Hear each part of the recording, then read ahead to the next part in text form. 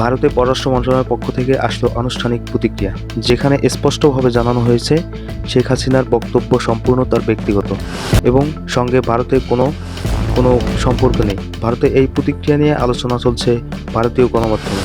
তাছাড়া কেন নয়াদিল্লিতে নিযুক্ত বাংলাদেশের রাষ্ট্রদূত নুরুল ইসলামকে তলব করা হয়েছিল সেটিও ব্যাখ্যা করছে ভারত সরকার।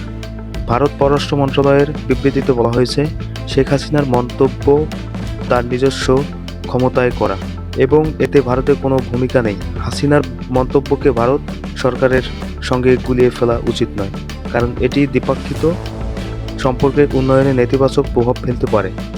ভারত আরও জানিয়েছে, তারা পারস্পরিক ইতিবাচক সম্পর্ক স্থাপনের জন্য প্রচেষ্টা চালিয়ে যাচ্ছে এবং আশা প্রকাশ করেছে যে বাংলাদেশে এই পরিবেশ নষ্ট না করে একইভাবে সহযোগিতার হাত বাড়িয়ে দেবে। গত বুধবার ভার্চুয়াল মাধ্যমে বাংলাদেশিদের উদ্দেশ্যে বক্তব্য দেন শেখ হাসিনা। তাকে বিরত করার তাগিদ দিয়ে বৃহস্পতিবার ভারতকে চিঠি দেয় বাংলাদেশের অন্তর্বর্তীকালীন সরকার। শুধু তাই নয়, ঢাকায় নিযুক্ত ভারতীয় রাষ্ট্রদূতকেও তলব করা হয়। এই বিষয় নিয়ে নয়াদিল্লির সঙ্গে আলোচনা করতেও বলা হয়েছে। এর একদিন পর নয়াদিল্লিতে নিযুক্ত বাংলাদেশের রাষ্ট্রদূতকেও তলব করে মোদি। এদিকে বাংলাদেশ ইস্যুতে তোলপাড় করেছে ভারতের parliament.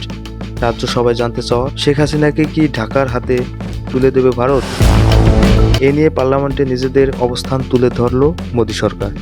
CPIM MP John Peter's জানতে চান, বাংলাদেশ কি শেখ হাসিনার প্রত্যর্পণ চেয়েছে?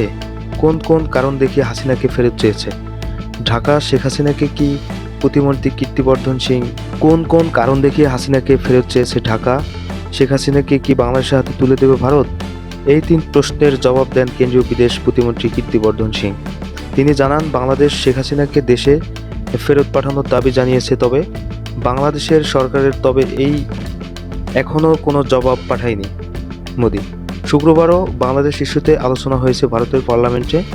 বাংলাদেশের পরিস্থিতি নিয়ে প্রশ্নের জবাবে লোকসভায় কীর্তিবর্ধন সিং বলেন, গত 2 মাসে বাংলাদেশ হিন্দুদের ওপর 76টি হামলার অভিযোগ উঠেছে এবং এ বিষয়ে বাংলাদেশের অন্তর্বর্তীকালীন সরকারকে স্পষ্ট বার্তা দেওয়া হয়েছে। তিনি আরও বলেন, হিন্দু ও অন্যান্য সংখ্যালঘু নাগরিকদের সুরক্ষিত রাখা বাংলাদেশ সরকারের দায়িত্ব।